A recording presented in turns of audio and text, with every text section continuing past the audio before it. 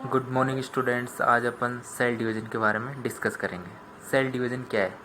Cell division को सबसे पहले विर्चोव ने देखा था 1855 के अंदर। सेल डिवीज़न एक प्रोसेस है, इसमें पेरेंट सेल्स दो या दो से अधिक डॉटर सेल्स में डिवाइड होती है। इस प्रोसेस को क्या कहेंगे अपन? Cell division. या अपन इसकी दूसरे तरीके से बात करें डेफिनेशन की, एक सेल्स यानी एक कोशिका विभाजित होकर दो या दो से अधिक सेल्स उत्पन्न करती है, उसे क्या कहते हैं अपन? सेल डिवीज़न कहते हैं। ठीक है। ऑल सेल्स के अंदर सेल डिवीज़न की प्रोसेस पाई जाती है। Nerve cells male female gametes RBC, इसके अंदर एक बार सेल डिवीज़न होता है और एक बार ओनली सेल डिवीज़न एक बार होता है, दोबारा नहीं होता। ठीक है। सेल डिवीज़न की प्रोसेस कई टाइप्स की होती है, जैसे प्रोकैरियोटिक सेल्स का विभाजन यूकैरियोटिक सेल्स से क्या होता है? डिफरेंस होता है। क्या होता है? डिफरेंट होता है। यानी प्रोकैरियोटिक सेल्स का डिवीज़न यूकैरियोटिक सेल्स से क्या होता है? डिफरेंट होता है। ठीक है। अब क्या है? Most of the cell of human body undergo cell division which is of two types, यानी ये दो टाइप्स की होती है, सोमेटिक सेल डिवीज़न और रिप्रोडक्टिव सेल डिवीज़न। ठीक है। बात करेंगे अपन सोमेटिक सेल डिवीज़न। अपने पिछले टॉपिक में बात की थी सोमेटिक म्यूटेशन। ठीक है। सोमेटिक सेल डिवीज़न क्या होता है? सोमेटिक ह्यूमन के हर एक पार्ट में प्रेजेंट होती है, यानी सोमेटिक सेल्स क्या होती है? ह्यूमन के हर एक पार्ट में क्या होती है? डिवाइड होती है। सोमेटिक सेल्स ग्रोथ एवं डेवलपमेंट में हेल्प करती है। क्या करती है? सोमेटिक सेल्स ग्रोथ एवं डेवलपमेंट में हेल्प करती है। सोमेटिक सेल्स बॉडी के ऑल पार्ट में प्रेजेंट होती है, टेस्टिस और ओवरी को छोड़कर। ठीक है। यानी ये सोमेटिक सेल्स टेस्टिस और ओवरी में क्या होती है? एक्सेप्ट होती है। ठीक है। अब दूसरा है जर्म सेल। जर्म सेल क्या है? टेस्टिस और ओवरी, ये क्या करती है? गैमेट्स का प्रोडक्शन करती है। ठीक है। अब बात करेंगे अपन सेल डिवीज़न को टू पार्ट में डिवाइड किया गया है, माइटोसिस और मियोसिस। ठीक है। माइटोसिस किस में होता है? सोमेटिक सेल्स में होता है। किस में होता है? सोमेटिक सेल्स में। माइटोसिस वही है ग्रोथ एवं डेवलपमेंट के लिए हेल्प करेगा। क्या होगा? ग्रोथ एवं डेवलपमेंट के लिए हेल्प करेगा। अब मियोसिस में क्या होगा? ये जर्म सेल में होता है। मियोसिस किस में होता है? जर्म सेल, यानी टेस्टिस और ओवेरी। जब मियोसिस होगा तो गैमेट फॉर्मेशन के लिए हेल्प करेगा, यानी जब मियोसिस होगा तो क्या होगा? गैमेट फॉर्मेशन के लिए क्या करेगा? हेल्प करेगा। ठीक है। Somatic cells is any cells of the body other than the germ cell, it also known as mitotic cells. यानी सोमेटिक सेल्स क्या होती है? बॉडी के हर एक पार्ट में प्रेजेंट होती है, टेस्टिस और ओवरी को छोड़कर। इस प्रोसेस को क्या कहेंगे अपन? माइटोसिस। ठीक है। It occur during development of zygote, जब जाइगोट का development zygote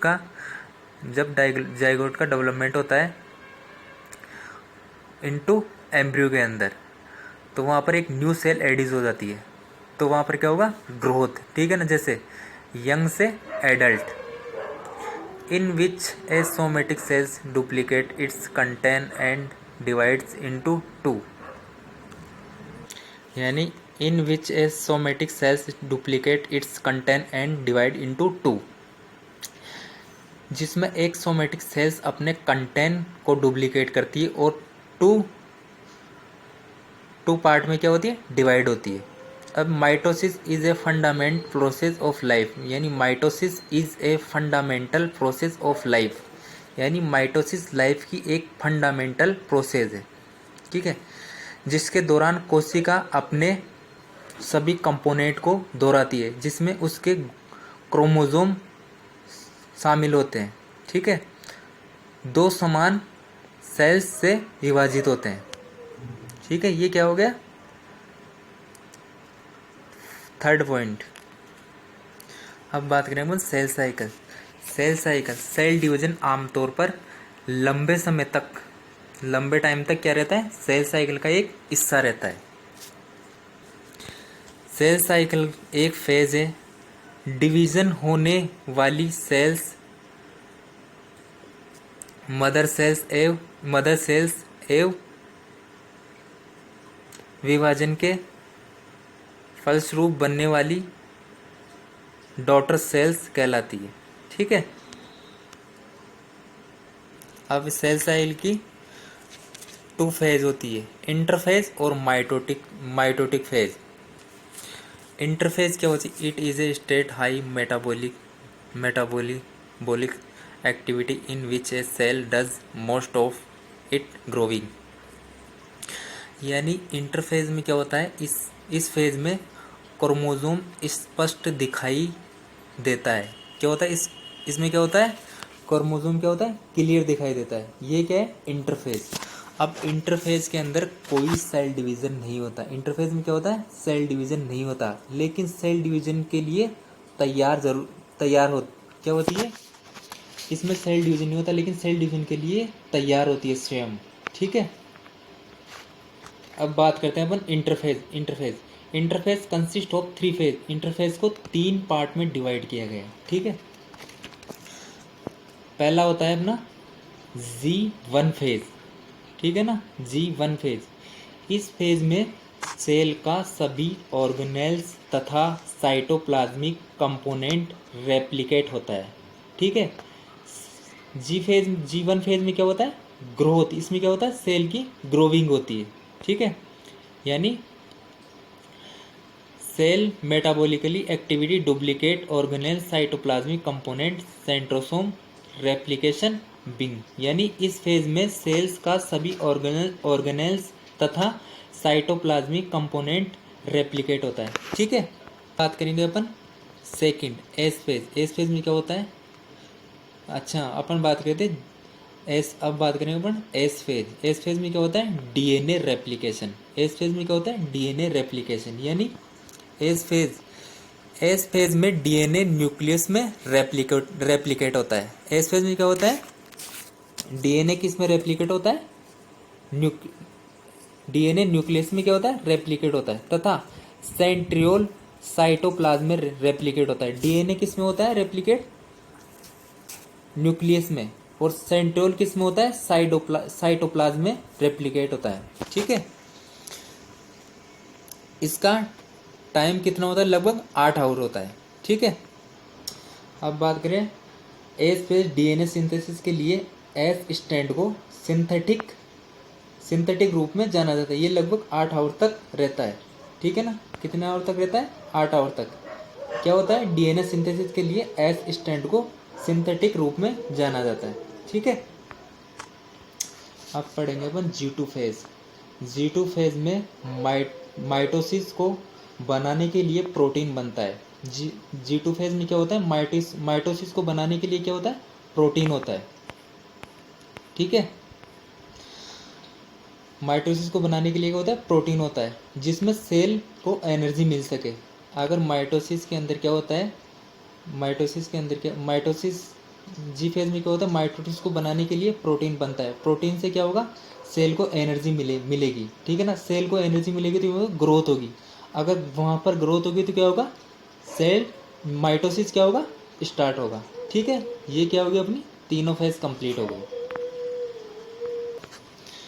mitotic phase of the cells consist of nuclear division and cytoplasmic division to form two identical cells. ठीक है। यानी यह फेज एक ऐसा फेज है जिसमें एक्चुअल में सेल डिवीजन स्टार्ट होता है। इसमें पहले न्यूक्लियर डिवाइड होता है, उसके बाद क्या होता है, साइटोप्लाज्म डिवाइड होता है। ठीक है। ये क्या है अपना माइटोसिस के अंदर अपन पढ़ेंगे the process of meiosis is best of highly complex. ठीक है।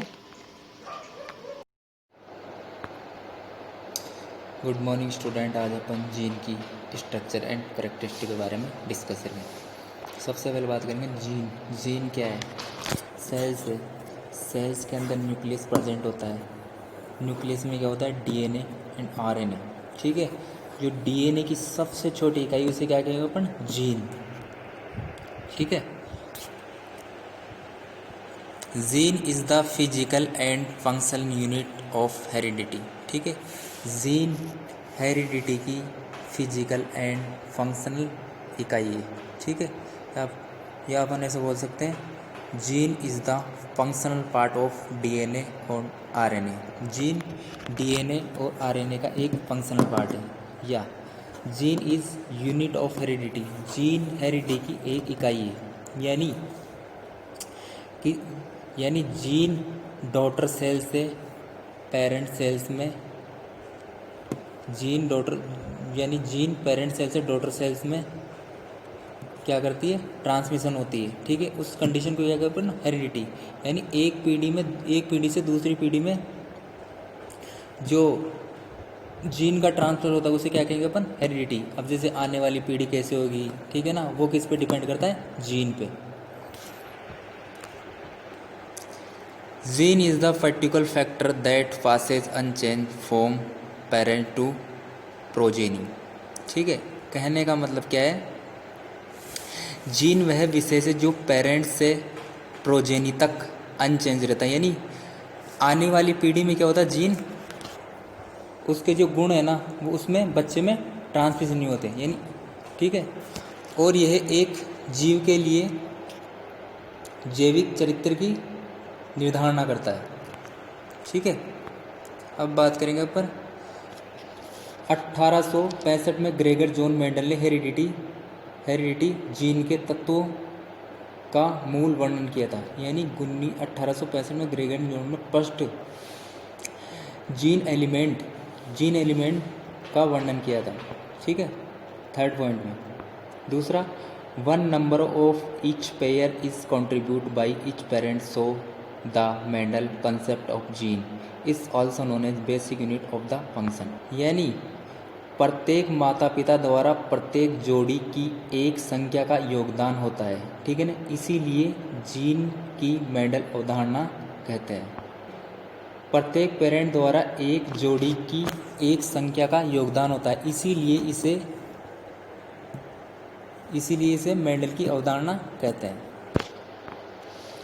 It is estimated that human have between 20,000 to 28,000 genes. Each person has 2 copies. Each one inherited from each parents. Most of the genes are the same in all people, but a small number of genes are slightly different between people. यानी यह अनुमान लगाया गया है कि मानव body के अंदर 20,000 से 28,000 जीन परसेंट होते हैं, ठीक है ना। प्रत्येक व्यक्ति में जीन की 2 कॉपी होती है, ठीक है। यानी जीन सभी लोगों में समान है, लेकिन जीन को एक छोटी संख्या में लोगों में भिन्न होती है, ठीक है। यानी इस पॉइंट का मतलब क्या है कि यह अनुमान लगाया गया है कि मानव बॉडी के अंदर 20,000 से 28,000 जीन प्रेजेंट होते हैं। यानी जो जीन प्रेजेंट होते हैं उनकी 2 कॉपी होती है, ठीक है, यानी सेम होते हैं वो जीन, ठीक है। जीन सभी लोगों में समान है, लेकिन जीन की एक छोटी संख्या सभी लोगों में भिन्न होती है, ठीक है। जैसे कोई हाइट में लंबा है, हेयर अलग है, ठीक है ना।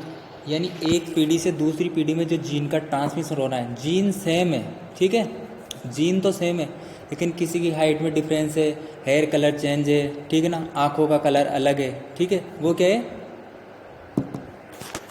जीन उनमें क्या है, सेम है। यानी उसकी जीन की जो कॉपी है वो तो सेम है, ठीक है ना, यानी उसके सिम्टम्स क्या है, अलग अलग प्रोड्यूस हो रहे हैं। These small different contribute to each person physical future. Most of the living organism encoded their genes in long strand of DNA. यानी 6 पॉइंट क्या है, ये छोटे छोटे अंतर प्रत्येक व्यक्ति की शारीरिक विशेषताओं में योगदान करते हैं। अधिकांश लिविंग ऑर्गेनिज्म अपने जीन को डीएनए के लॉन्ग स्ट्रैंड में एनकोडेड होते हैं। DNA and RNA collectively human as nucleic acid due to their acid nature. These nucleic acid composed of nucleotide, etch nucleotide composed of फॉस्फोट group, pentose sugar and nitrogen base. यानी 7 point क्या है, acid nature के कारण DNA और RNA सामूहिक रूप से nucleic acid के रूप में ह्यूमन बॉडी में क्या होते हैं, प्रेजेंट रहते हैं। यानी न्यूक्लिक एसिड कंपोज्ड होता है न्यूक्लियोटाइड से, और प्रत्येक न्यूक्लियोटाइड कंपोज्ड होते हैं फॉस्फेट ग्रुप से, जैसे pentose sugar and nitrogen base. ठीक है, नाइट्रोजन बेस किस में होता है, डीएनए के अंदर। In DNA sugar is deoxyribose, so it's named as deoxyribo nucleic acid are 4 difference nitrogen basic commonly found in DNA. DNA के अंदर डीऑक्सीराइबोज शुगर है, इसीलिए डीऑक्सीराइबो न्यूक्लिक एसिड के नाम से जाना जाता है इसे। ठीक है, यानी डीएनए के अंदर डीऑक्सीराइबोज शुगर है, इसीलिए इसे डीऑक्सीराइबो न्यूक्लिक एसिड का नाम दिया गया है। ठीक है ना। डीएनए के अंदर डिफरेंट टाइप के नाइट्रोजनिक बेस प्रेजेंट होते हैं। ठीक है, जैसे एडिनिन, गुआनिन, थाइमिन, साइटोसिन। अब क्या होता है, थाइमिन और साइटोसिन, एडिनिन और गुआनिन। ठीक है, ये क्या हो गया, एडिनिन जब गुआनिन से जुड़ता है तो क्या होता है, प्यूरिन बेस होता है। ठीक है, अब थाइमिन साइटोसिन से जुड़ेगा तो ये क्या होगा, पिरामिड्स। ठीक है, यानी थाइमिन एडिनिन से जुड़ेगा तो क्या होगा, पिरामिड्स, और साइटोसिन गुआनिन से जुड़ेगा तो क्या होगा, पिरामिड्स। यानी एडिनिन और गुआनिन दोनों जुड़ेंगे तो वो क्या होगा, प्यूरिन बेस। ठीक है, और थाइमिन और साइटोसिन दोनों जुड़ेंगे तो क्या होगा, पिरामिड बेस। एडिनिन और गुआनिन दोनों में डबल बॉन्ड होता है। ठीक है ना, ये क्या होगा, प्यूरिन बेस। और साइटोसिन और गुआनिन इनमें क्या होता है, ट्रिपल बॉन्ड, ये क्या होगा, pyrimidines. RNA also contain adenine, guanine, cytosine but has a different base uracil in place of thymine. Adenine and guanine are double ring. DNA RNA में क्या होता है, एडिनिन, गुआनिन और साइटोसिन। ठीक है, अब साइटोसिन अब थाइमिन की जगह क्या होता है, जैसे डीएनए में क्या होता है, एडिनिन, गुआनिन, थाइमिन और साइटोसिन। अब आरएनए में क्या होता है, जैसे थाइमिन की जगह क्या होता है, यूरेसिल जुड़ जाता है। ठीक है ना। अब क्या होता है, आरएनए क्या होता है, सिंगल स्ट्रैंड में होता है, और डीएनए क्या होता है, डबल स्ट्रैंड में होता है। जैसे डीएनए की बात करें अपन, अब डीएनए में डीऑक्सीराइबो शुगर होती है। डीएनए मेनली न्यूक्लियस में पाया जाता है। ठीक है ना, सेल्स होती है, सेल्स के अंदर न्यूक्लियस होता है, वहाँ पर क्या होता है, डीएनए प्रेजेंट होता है। ठीक है ना, डीएनए उसमें क्या होता है, जीन्स होती है। डीएनए में न्यूक्लियोटाइड की संख्या 40 लाख तक होती है। ठीक है, अपन बात कर रहे हैं डीएनए की। डीएनए जेनेटिक मटेरियल तथा सेल में होने वाली क्रियाओं को कंट्रोल करता है। ठीक है, यानी डीएनए क्या करता है, जेनेटिक मटेरियल तथा सेल में होने वाले फंक्शन को क्या करता है, कंट्रोल करता है। डीएनए की स्ट्रक्चर कैसी होती है, डबल हेलिक्स या डबल स्ट्रैंड होती है। ठीक है, डीएनए में न्यूक्लियोटाइड की 2 लंबी समांतर सीरीज, एक सीढ़ी नुमा या स्पाइरल के रूप में होती है, स्पाइरल यानी कुंडली के रूप में होती है, तथा समांतर श्रृंखलाओं के एक नाइट्रोजन बेस परस्पर नाइट्रोजन बॉन्ड द्वारा जुड़े होते हैं। ठीक है, ये बात हो गई डीएनए की।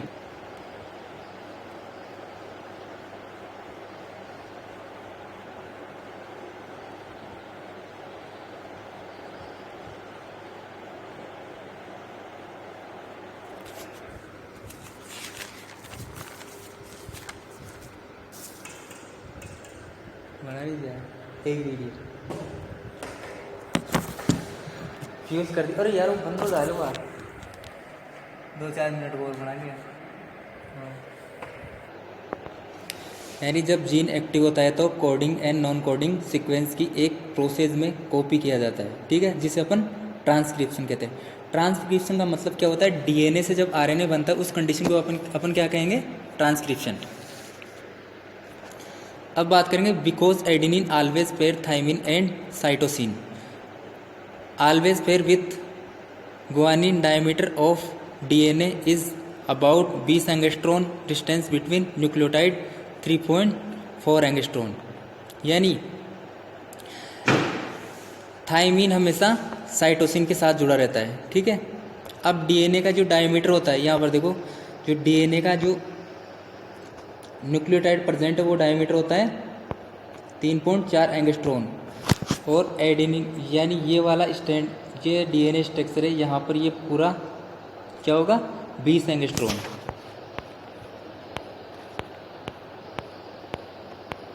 अब बात करेंगे अपन आरएनए। आरएनए क्या होता है, सबसे पहले आरएनए के बारे में बेसिक जानेंगे। आरएनए में राइबोज शुगर होती है। आरएनए साइटोप्लाज्म में पाया जाता है। आरएनए क्या करता है, आरएनए जेनेटिक इंफॉर्मेशन को कैरी करता है तथा प्रोटीन सिंथेसिस में विशेष योगदान होता है, ठीक है ना। ये क्या करता है, जेनेटिक इंफॉर्मेशन को कैरी करता है तथा प्रोटीन सिंथेसिस में विशेष योगदान होता है। आरएनए में न्यूक्लियोटाइड की केवल एक लॉन्ग सीरीज होती है, ठीक है ना। जो न्यूक्लियोटाइड जुड़े रहते हैं, यानी जो न्यूक्लियोटाइड का जो बेस है वो क्या होता है, सिंगल स्ट्रैंड में होता है। दूसरा, आरएनए जीन की संकेत सूचनाओं के अनुसार लक्षणों के विकास हेतु प्रोटीन का सिंथेसिस करवाते हैं, ठीक है।